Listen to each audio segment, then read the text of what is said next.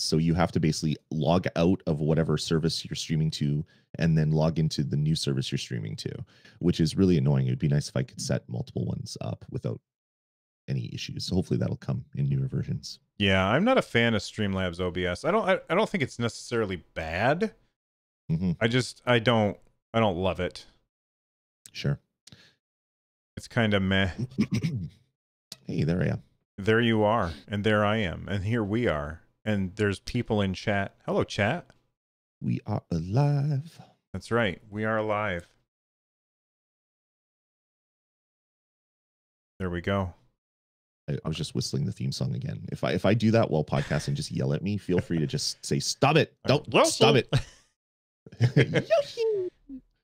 Oh man. So are you like a Kirby guy too?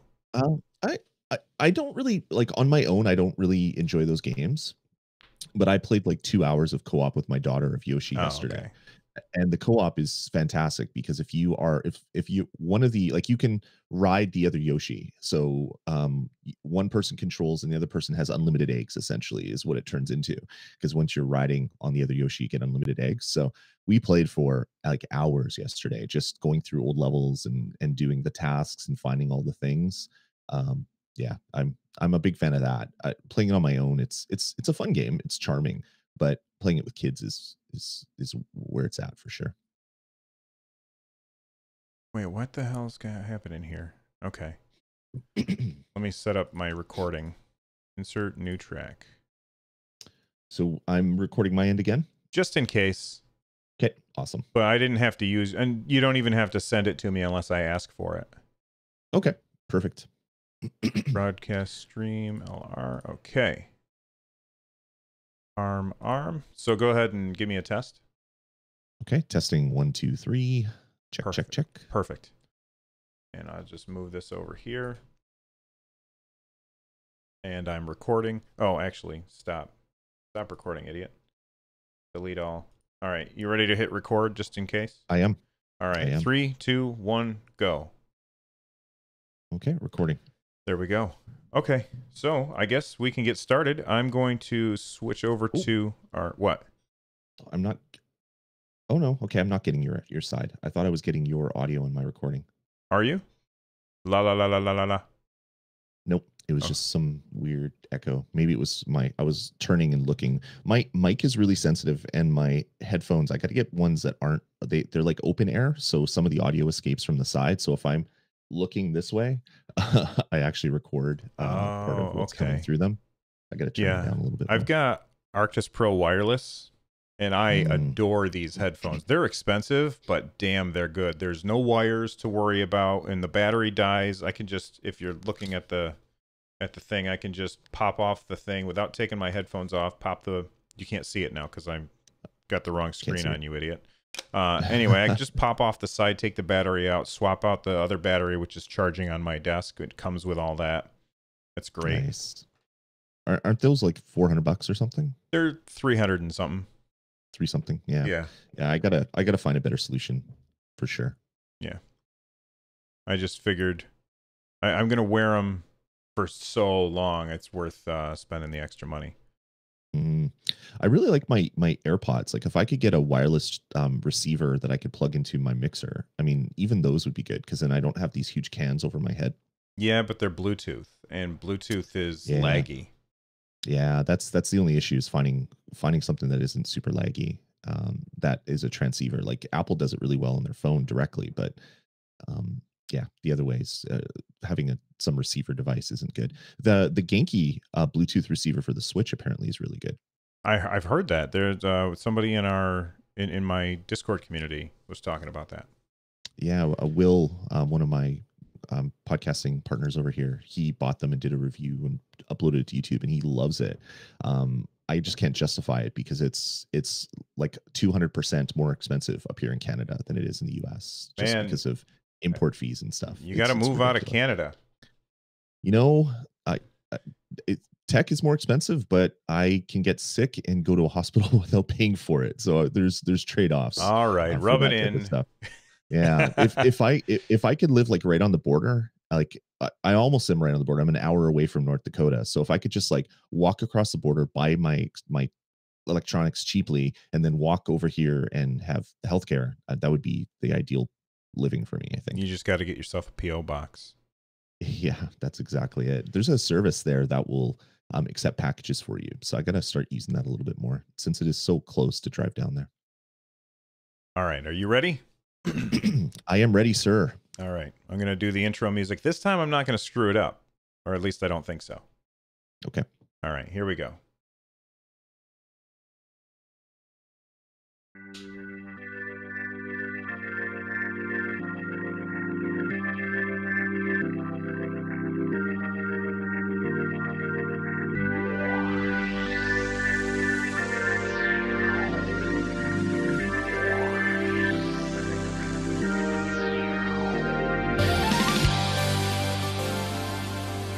Welcome to StadiaCast, everybody. I'm Bill. That's Lloyd. How are you doing, Lloyd? I'm doing really well this morning, Bill. It's great. I'm having some coffee. We're talking Stadia. It's going to be a good day. That's right. It's episode 3, and our big topic today that we're going to talk about is VR. When Stadia was announced, I spent a lot of time just sitting and thinking about what are the implications in different aspects of the video game industry. And one of the things that kind of jumped out to me is this thing that people have been trying to, I guess, get off the ground for a really long time. And it hasn't been inexpensive enough to do. And I was thinking, what about virtual reality? One of the hurdles with virtual reality is that you have to have a really, really expensive machine in order to get a good experience with VR. And, in the future, as the cost of those local machines comes down, then maybe that's a possibility. But with Google Stadia, maybe they could offload all of that. And while there's possibilities, there's also some pitfalls. Definitely. Some definite pitfalls. So yeah, like I'm a big fan of VR.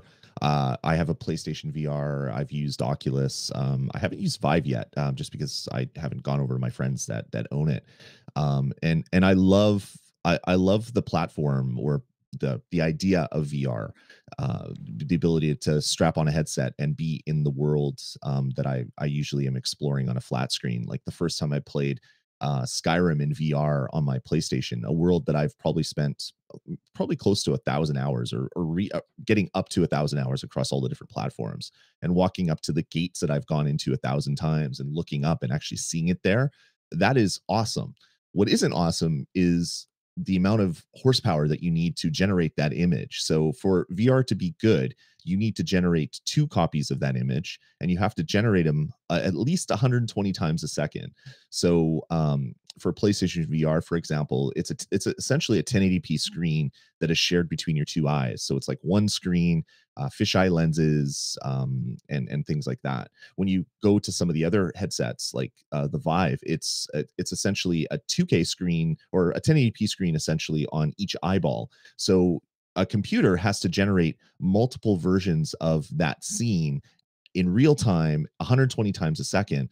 And when modern consoles have issues even reaching 60 frames a second in some video games, this is where we run into some issues. And hopefully solutions like Stadia in the future might be able to help with some of that.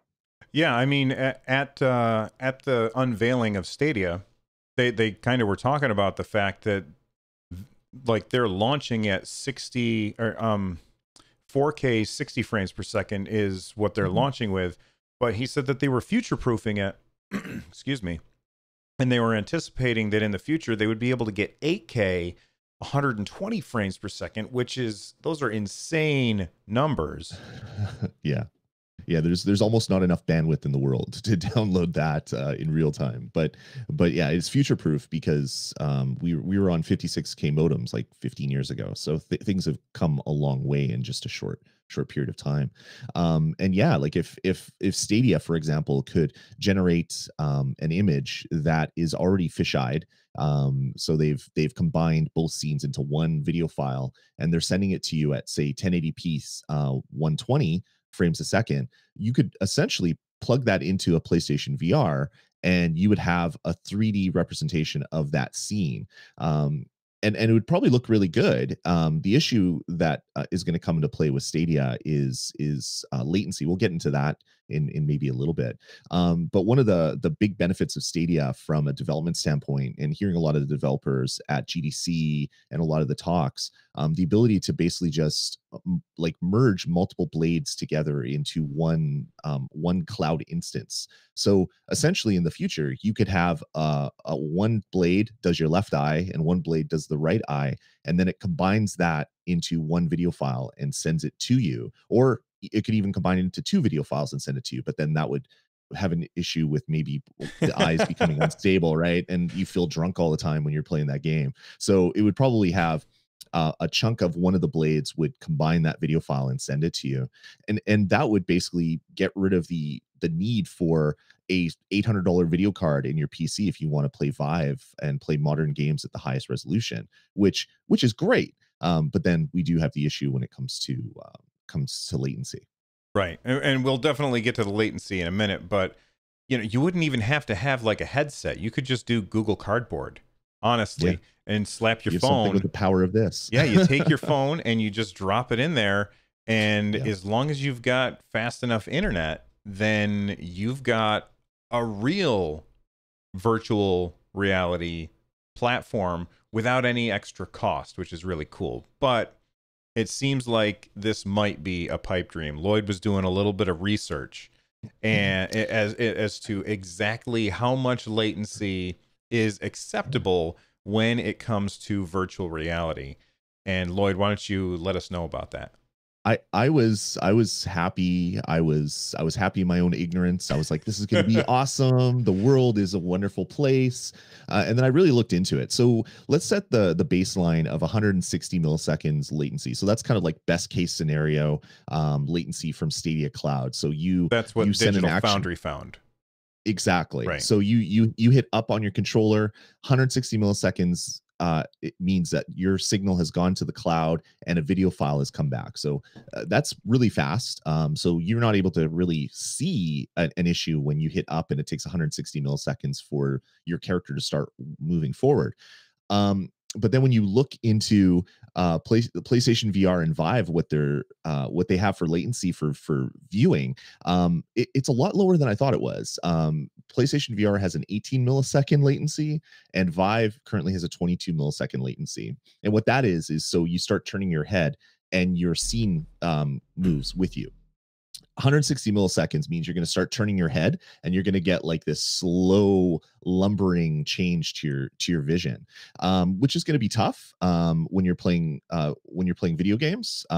What's going to be even worse is if you're trying to do like full body movement. So you're moving around a scene, you have motion controllers, all those data points are going to have that latency at the same time, which is going to confuse you. Like I don't know if you've played much VR, Bill, but None. when I was playing a video game on PlayStation VR. I can't remember what the name of it was, but the game started crashing. But it didn't just go to like the blue screen on PlayStation and kick me out to the home screen. Basically, what happened is things started slowing down. So I'd start turning and it would go fast and then it would slow down. And I was like getting so discombobulated when I was playing this game. And I'm like, am I having a stroke? Like, what is happening here? Like, your brain gets so confused when what it's seeing it isn't what it expects to be seeing. So having 160 milliseconds is going to be a problem for that. But maybe in the short term, you're going to be able to use, like you said, a phone or some other headset, and you'll be able to watch video that doesn't have full body movement. So maybe just head tracking, which would be just like using your right stick, and then and having that, and that would be a way to start. And then who knows, maybe in the future, Google will announce a Google data center for every house, and we'll have much faster networks, and then we can get this latency down. But my dream of just buying a headset that is connected to the cloud and streaming all the games maybe is a little further out than I thought it was. Yeah, it made me sad when we started doing the research and found out that it wouldn't work. But like you said, it's, in the future that could definitely be a possibility. But right now, it's not a possibility. And It brings Definitely. up, and I know that I was gonna save this for the feedback section of the show, but at Door to Door Geek tweeted at us, and we're, by the way, we're at StadiaCast on Twitter. They tweeted at us and they said bandwidth doesn't matter. Stadia isn't for today; it's for tomorrow. Do people not remember how bandwidth was when YouTube was brand new? And like that's not something that I really thought of. I mean, it is something that I've thought about, but I hadn't thought about that in terms of virtual reality. Um, they're trying to jump over these hurdles, and while they might not make it over the hurdle on the first attempt, eventually they are going to climb over that wall. I don't know why it turned from a hurdle into a wall, but it has, and we're just going to move on from there. A Eventually, they're wall is going just to a make really big hurdle. right. You know what? That's really good. I like that. That should be on a T-shirt someplace, and track coaches everywhere could wear it. On it. So eventually they're going to get over the wall, and when they get over to that other side, it's going to, like, I know that right now Stadia is starting this, and they're not the only ones. If there wasn't money to be made here, if there wasn't a way to make this work eventually, these companies like Microsoft and Google and Walmart and whoever else, like, they wouldn't be tackling this, because you don't want to throw good money after bad. And I think I sincerely believe that this is going to be something that works in the future. Whether or not Stadia is the one that does it or not, I don't know. Right. Yeah, and you look back to just a few years ago when Netflix started announcing that they're going to start streaming video, and everybody looked at them and they laughed, and it's like, what? No, that's never going to work. The internet is slow. It's for talking to your loved ones, not watching videos. You're crazy. And within a few years, they really stopped giving out DVDs. Like that just wasn't a viable uh, business for them anymore. It was better to do streaming, and back when Netflix first started, I think it was 480p, I want to say, when it first started. I don't have that data in front of me to be sure, but it was like really low resolution. And now Netflix does 4K. Like in a short number of years, we've gone from no video streaming to a lot of people that's all they do. They don't have cable in their house. Yeah, I'm And it one. could be yeah, same here. I don't pay for a cable subscription anymore. I pay for a couple different services for my video streaming, and that's it. I get my sports through one, and I have Netflix and stuff like that. 10 years ago, if you'd have said that to me, I would have laughed. And cable was the one of the most important things that I had in my house, because that's, you get your internet and you get your entertainment from it. Now you just have your internet and you get your entertainment that way. So in 5 years, when Stadia has been out for 4 years, I think bandwidth is going to get better. People are going to demand more from their ISPs. ISPs will change because they're going to see different trends in how their pipes are being used. They're going to get bigger pipes to different data centers all over the world. They're going to change their routing, and it's going to be a better experience for everybody. But day one, there's going to be a lot of FUD out there, and there's going to be a lot of people complaining about how Stadia isn't working for me. But not every solution has to be for everybody on day one. But what Google wants to do is put it out there, have people kick it around a little bit, and then they're going to develop a really good solution for day 5 years from now. And it will be the same for Microsoft, and it will be the same for Walmart. I like how everybody laughs when they say Walmart, because it is kind of funny that they're doing that. And yeah, I mean, it's gonna happen. Like, Sony's been doing it for a while. It works. I've used their service on my PC. I've used their service on my PlayStation 4. I've used it on my Vita. It's doable. It's not the best experience right now, but things are going to get better. Yeah, I've tried using. I have a PS TV, and Sure. I tried playing a game using my PS TV, and it was a really bad experience. And that Mm, wasn't even over the internet though. But that might just be because of the way that that thing was designed. It wasn't really designed for this. It was really more along the lines of, hey, this is so you can play your PS Vita games right. on your TV.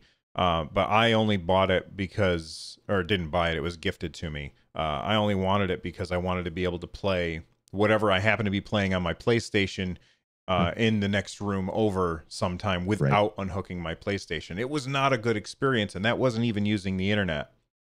But that Mhm. doesn't mean that someday these experiences can't get better. We're looking at something that is iteration based. You have to iterate on things slowly over time and improve them. And that takes us to our second story. This video of uh, a developer at what It was dev GDC, GDC. GDC Thank you. talk. Yeah. Yeah. This developer talking at GDC about what it was like porting Assassin's Creed Odyssey. Is Yep. that the one? Yeah, Odyssey. Yep. Assassin's Creed Odyssey over to Google's Project Stream, which was, as we all know now, the predecessor to Stadia. And I watched the video twice, and it's a long video. It's like 2 hours long, or it's an hour long. So I had to watch Yep. this thing twice. And a lot of this stuff was well beyond my pay grade. I did not understand what the hell he was talking about, but there's a reason for that. He was talking to developers, like they understood what he was talking about. It was not for me, the guy who just likes to push buttons and have the guy on screen jump. So Right.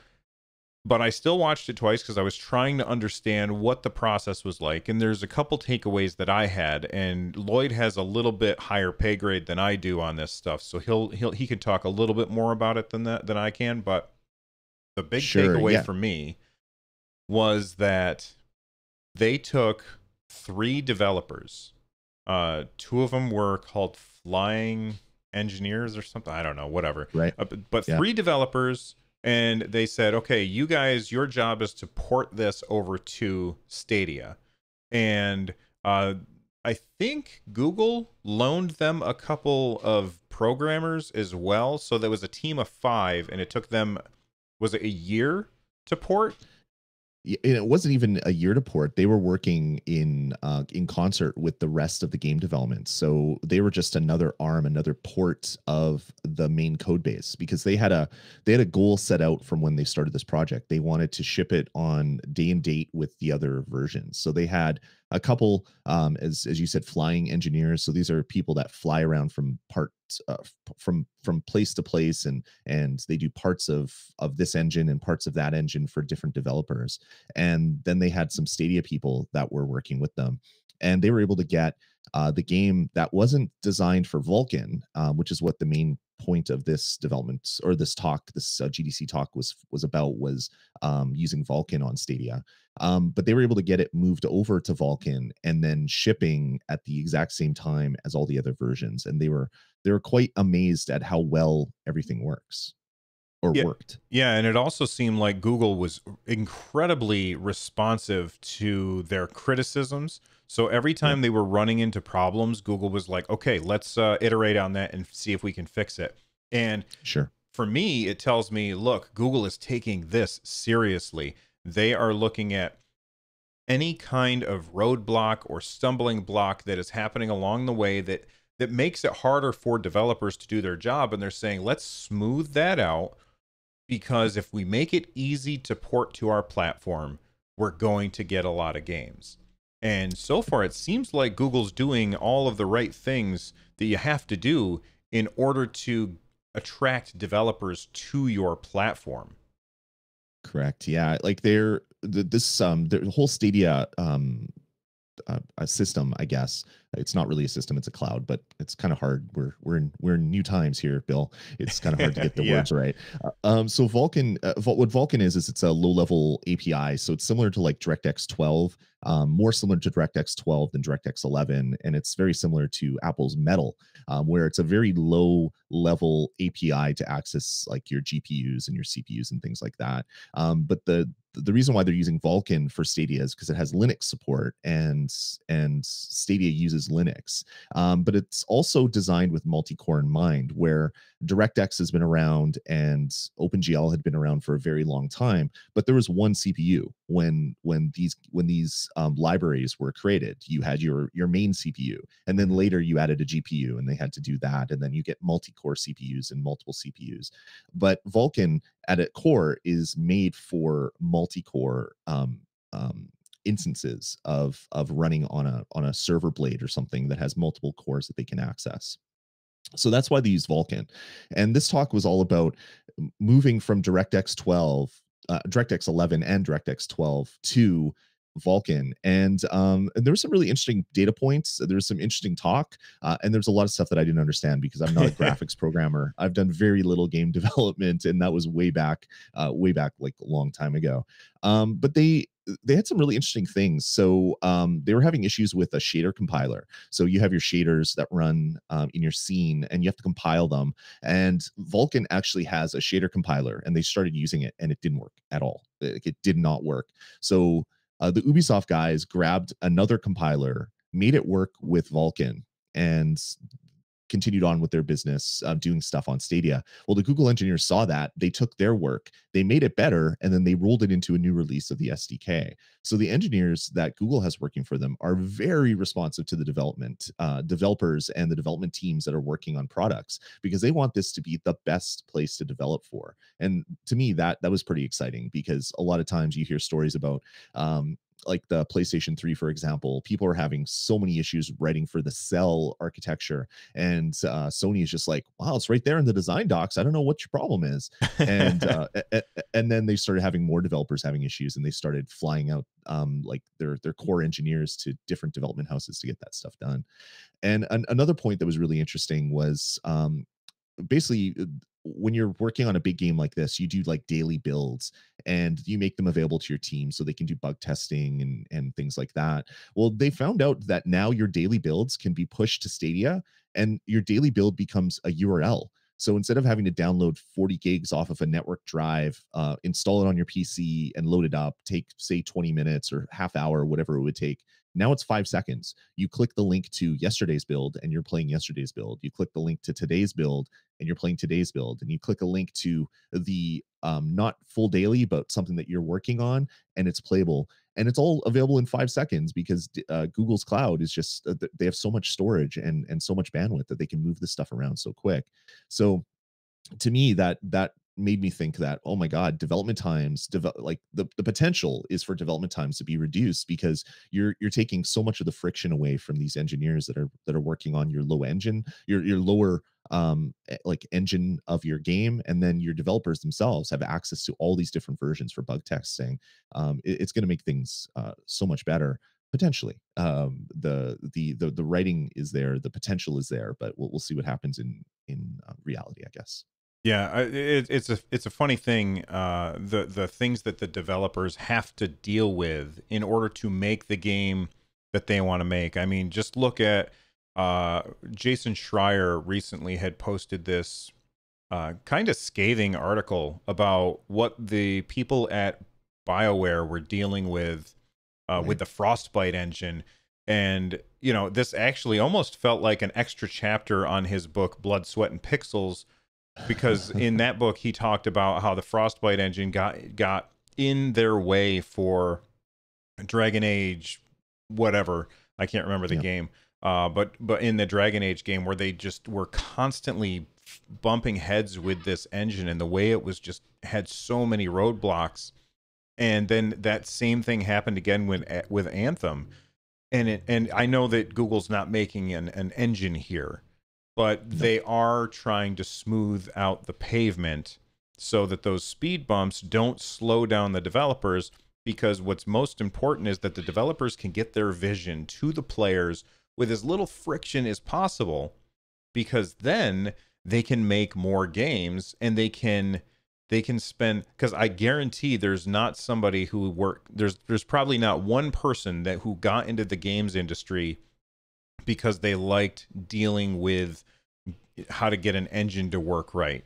They wanted to make a video game, and far too often they get bogged down in this other part of their job, which slows down the part that they really like. And if there's more people, if the whole experience is smoother for the devs, then I think that at the end of the day, we're going to have better video games. And I think that that's really cool. Definitely. And the one interesting thing about Vulkan is it's already supported in all the major game engines that are out there. So if you're making a game on Unreal Engine 4 or ID Tech 7 or Unity or CryEngine or any of the other like smaller ones, Source or whatever, there's already Vulkan support. So you can just choose to use Vulkan instead of DirectX 12 or Metal or whatever or OpenGL. So the support is there for the developers from those engines. Whether it works well is gonna, or you'll have to wait and see, because Vulkan is not new, but it's fairly new, and it's open source. It's been around since I think 2015 or 2016. So it's not like OpenGL that's been around forever. But when you have more people working with these APIs and working with these engines and working with the two working together, I think there's going to be a lot of iteration on Vulkan as a whole, which will make gaming better across a bunch of different platforms. Because Vulkan is available on PC, it's available on Linux, it's available on Mac, it's available on I think Android phones can use Vulkan as well. So there's a chance for Vulkan to maybe supplant OpenGL or DirectX in future in future years, I guess. Yeah, and something else that jumped out at me. He didn't necessarily say this in the talk, but something that jumped out at me while he was discussing this was this could also a good side effect of Stadia, the fact that it's running Linux. A good side effect would be that Linux could yes, you can play games on Linux now. I Mhm. understand. Don't email me. I understand, okay? But it's not as easy as it could be. And there's a lot of times where if you want to run Linux, then you're probably not going to have access to this game or that game or that game. And that's unfortunate. But if Stadia takes off, not only will you have access to it um, through Stadia, because I'm sure that they have I'm sure that they're going to port a browser to work on Linux. Why wouldn't they? That'd be super easy. Is Chrome on Linux? I assume so. Yeah, it is definitely. Okay. So I'm sure that Chrome will work on Stadia, but let's say that you live in Timbuktu and you've got terrible internet and you want to play these games, but you can't because Google Stadia is not for you. Well, guess what? You might be able to run Linux because the development took place on a platform that was Linux, and so it makes it easier for them to port to Linux. Is that Mhm. necessarily true? I don't know, but maybe. I think that's a nice side effect that might happen. Definitely. And if developers start focusing on Vulkan instead of DirectX, that means that their games will work like away from PCs and away from the Xbox architecture, meaning that it will work potentially on other platforms much easier and quicker than if they're using DirectX right out of the bat. So I mean, it's going to be good for the industry potentially, and just having more people kick the tires of this newer low level API is going to be a good thing, because who knows, maybe they'll find out that it is better than OpenGL or it is better than Metal, and Vulkan might become something that a lot more developers will use to make the, as you said, porting to different versions that much easier. All right, so this next story you added to the show notes this morning, and I forgot to look at it because I was busy making sure that all of this other stuff that we were doing was going to work. So why don't you tell Sure. us all about Google's Google's commitment to privacy? Yeah, that's almost like an oxymoron I know. statement there. So yeah, Google, or more directly, Phil Harrison has come out assuring people, because one of there's been a lot of people that are hating all over Stadia online, and I get it, it's new, and you're taking my Steam away from me, and all the other stuff that is happening. I get it somewhat. There's a lot more hate than there really should be, and the hate's being directed at people that really shouldn't be getting hate online. Yeah. But one of the things that came up as a huge sticking point for people is, well, Google hasn't been known to be very good at protecting people's privacy, but even more so in the patent application, they said that we're going to be storing account information and preferences on the device, and people are like, oh my god, they're storing my playtime, they're storing which websites that I go to, they're storing my email, how much more data does Google need? And so Phil Harrison was asked about that, and he basically came out and said that no, we're gonna help you. They're saying that Stadia is built on top of Google's very robust privacy and personal information policy, which makes me giggle a little bit when I'm saying that. And we will not change that policy through Stadia. The account that you use for Stadia is built on top of your Google account, but of course, you'll be able to have an online persona that is distinct and different from your Google persona. We're committed to protecting and respecting users' privacy every step of the way. And when I first heard this, I'm just like, who cares if who knows if people know what games I'm playing? They can look at my playtime, they can look at all that other stuff for Xbox and PlayStation and even Switch. They can see what games I'm playing. I don't really care about that so much. But then when I thought about people looking at my Google account that I've had for years and seeing that Lloyd is playing this game, I hate this game. I can look through all the other Google searches and I can see Lloyd lives in Winnipeg. I'm going to find Lloyd and beat him up.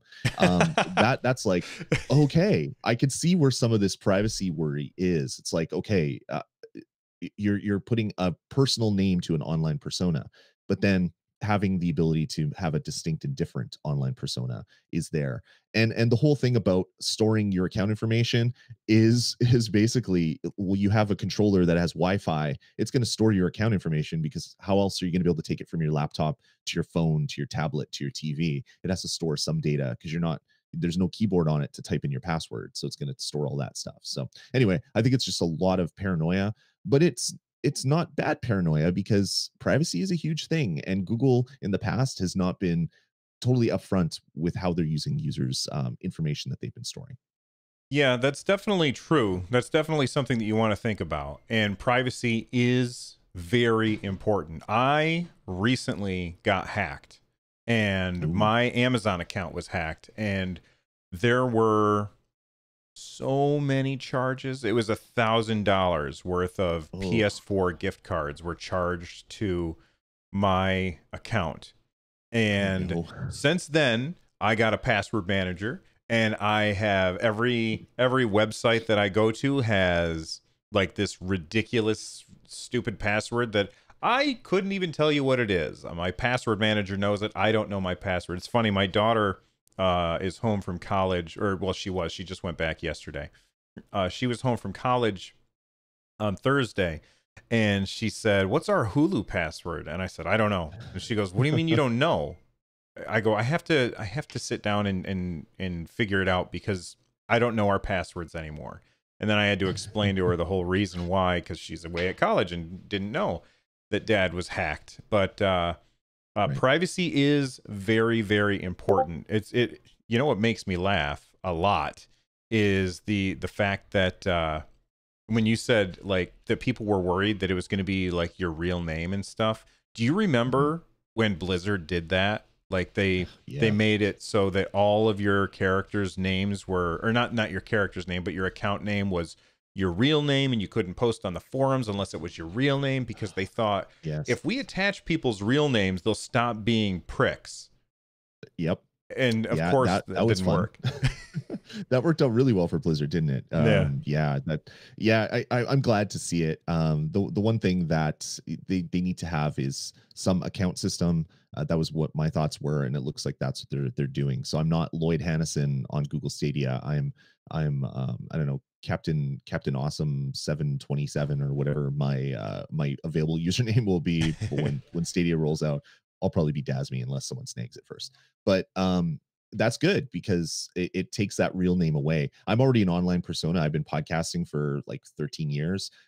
I understand that my privacy online is there's no hope of it, because I've been doing this stuff for so long. hmm But for my kids, I don't want people to know their real name when they play online. Like, they can't say their real names when they're playing with randos, even just their first names. Like, they use just their alias when they're playing with randos.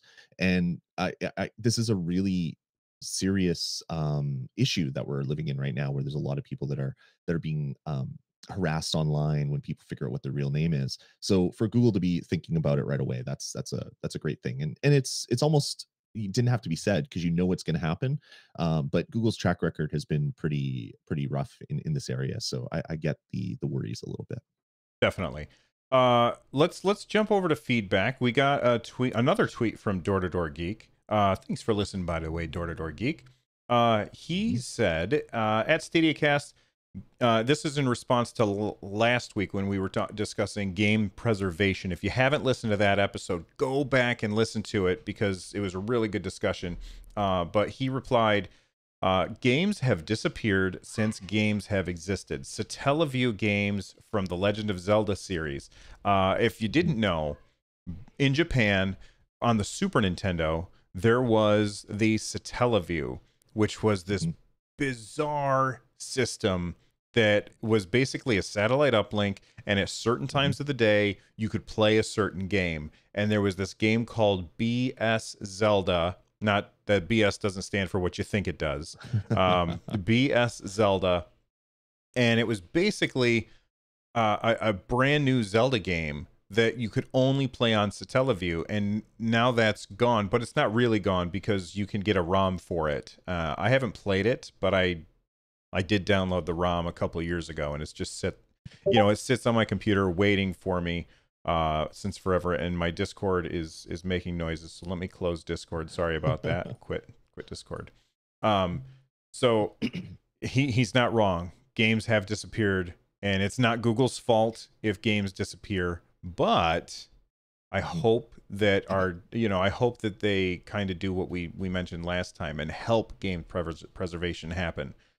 And For sure. I think that it's possible that they will help that thing. I mean, they tried to do was it Project Gutenberg, where they were scanning old books Mhm. and stuff to try and preserve them Yep. Yeah, they until. were they were scanning. They created robots that would auto scan all these books, and then all these organizations went at Google saying you're disrespecting people's rights and intellectual privacy, or intellectual rights rather. And it's like, really?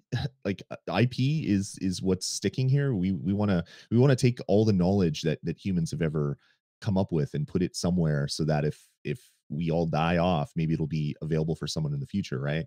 And yeah, you get all the lawyers involved and it becomes an issue. But hopefully, as you said, hopefully Google can get into the whole game preservation thing. Who knows? Maybe there'll be emulators in Stadia where you can click a link, and next thing you know, you're playing some obscure old computer game from the 80s that only existed in like trading clubs.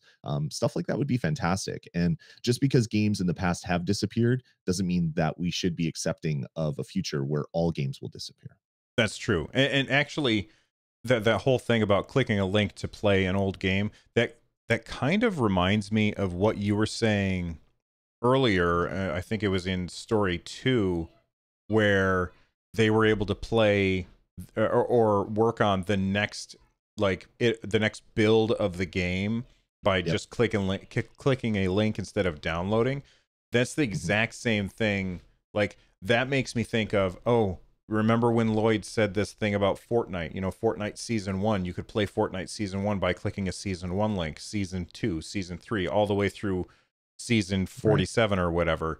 The same thing with games like, and I keep going back to Blizzard games because I played a ton of Blizzard games. I'm a big fan of theirs. But like World of Warcraft, you could go back and play an old version of World of Warcraft, the classic version, and then you could play the Burning Crusade, and then the Frozen Throne, or no, that's Yeah. Warcraft 3, but whatever. Like, you could play all these iterations of old games, and it wouldn't really cost them that much to give us access to this stuff. It just would cost storage and the time on a blade. And I don't Mhm. it's I wonder how Stadia works. Like, does a certain blade have to be an Assassin's Creed blade, or is it just a blade that's ready for whatever game the player happens to request, and then it goes and fetches and gets the data that it needs off of their giant infrastructure and pulls that in? That's a question that I would Yeah. love to know. I think it's more that than the first statement. I think it's just a computer that is waiting for code to be run on it, and it doesn't really matter what that code is, because what was it? They can access like 8 petabytes of addressable storage, so you could have all the games accessible to a blade at any point. And it's also possible for a blade to run multiple instances with multiple people. down the road potentially. So you don't need a blade for every gamer. Like a smaller like indie game, a 2D side scroller or something, you could have potentially multiple people all getting their data from one blade, just because it's a multi-core computer that is running there in the cloud. Awesome. We also got a tweet from Alex Bleckman. Hopefully, I pronounced that properly. He had this whole thread that he was posting about Stadia, and I had replied, "That's what I'm most excited about from Stadia is the idea of new games that would work. I'm sorry, that would never work on traditional platforms." And I think that that's really why I'm most excited about this, is because it's the games that nobody's thought of yet that is going to blow Right. people away. The things that I can't Jade Raymond and her team are working on in order to the first party Google Stadia stuff. But then Alex replied, he said, in addition to new game types, I also think it'll be interesting to see if games make heavier use of video.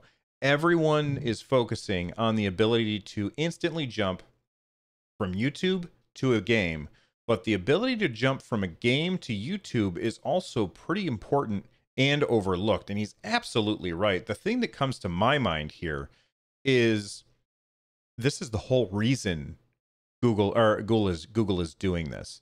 They're Mhm. doing this because they tried YouTube gaming. Well, first they tried to buy Twitch, and Amazon beat them to the punch, or Right. spent more money, or whatever.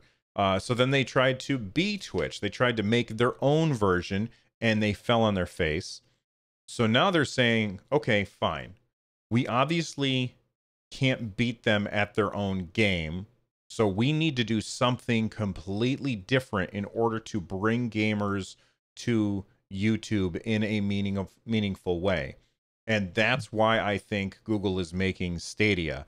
And the ability for people to play a game and have it recorded and posted online, and like that whole thing is just, I think that this can turn into a million new content creators, which as a For content sure. creator, that sucks for me because that's lots of competition. But I'm excited for it because I like watching video game content. I watch that probably more than anything else when I'm on my stupid stationary bike over there. And I think that Alex has a really good point here.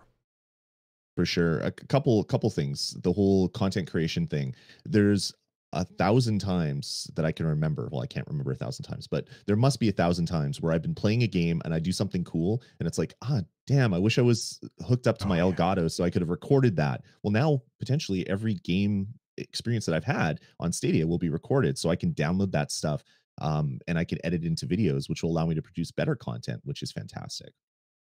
So that's going to be good. And secondly, the whole video thing, that's going to be huge. Like, I don't know if you've ever played a game called Her Story, Mm-mm. which was essentially you're watching old police interrogations, or interrogations of people asking about things, and the video would play out and she would say something, and you would go into this database that is in the game, and you type in, oh, she said something about blood, so you type in blood, and then you get access to all these other videos that reference blood, and you kind of go through it. But the issue is you had to download all of that data to your device. So I played it on my iPhone, so I had to download like 2 gigs or whatever it was, or a gig and a half of the game to get all this video content. Well, if this was written in Stadia, you don't have to download anything, and you're having this data downloaded to you like you're watching this video stream anyway. So they could pull high quality video from all over and have it as part of this game. So I'm thinking forward to games like that. And I remember back when I was a kid and the whole CD-ROM being a new thing. It's like you can have full motion video and it's going to be amazing, and it never was. But now potentially it could be, because you have access to 4K video streaming at you, being compressed down to a 1080p stream, or a 4K stream if you can support it. Future games like Her Story and other like video diary kind of games could just be so much better in the future because of Google Stadia and not having to push that video down to people's devices. Yeah, definitely. So that's it for this show. Listen, if you want to get a hold of the show, it's so easy. We are at StadiaCast, or you can use the hashtag StadiaCast. That's an easy way to get a hold of us. So follow the show on Twitter at StadiaCast. Follow me on Twitter at RunJumpStomp. Where is it that people can track down you, Lloyd? I'm on Twitter as Dasme, Dasme. You can follow me there and chat with me. Awesome. And be sure to use that hashtag StadiaCast so that we can find your tweets, because we've got a bunch of different shows and it makes it easier for us to sort them by everything else.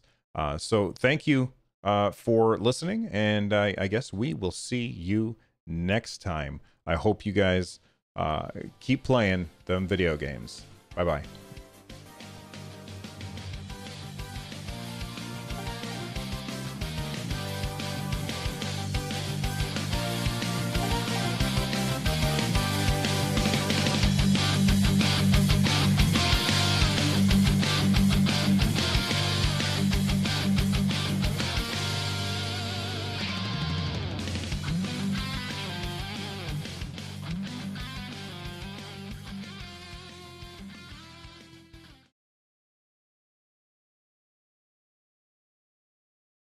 All right, there we go.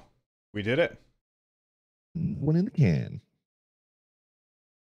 Stop. Save all. And that time the little mixer worked. Awesome. That's even better. Yeah. All I had to do was hit buttons, and no editing to do except for just, peak limiter and getting the loudness right. Thanks for stopping by, Vaxer and Kodiak. Appreciate it. It was nice to see you all, for sure. All right. I will see you next Sunday, man. Hey, quick question. Mm-hmm. You are better at, like, thumbnail stuff. Sure. Do you want to make thumbnails for the YouTube videos? Sure, I could do that. Okay, because I suck at that.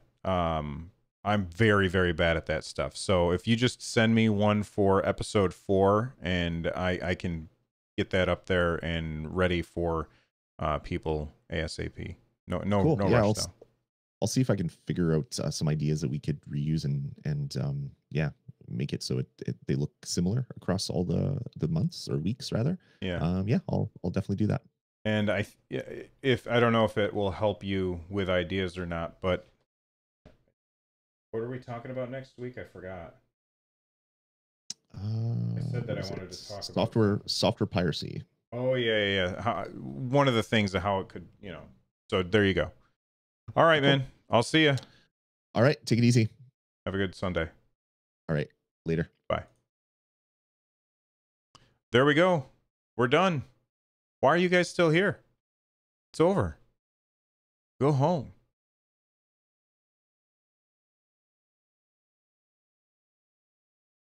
Yeah, it would still be something like the current one, man. It would.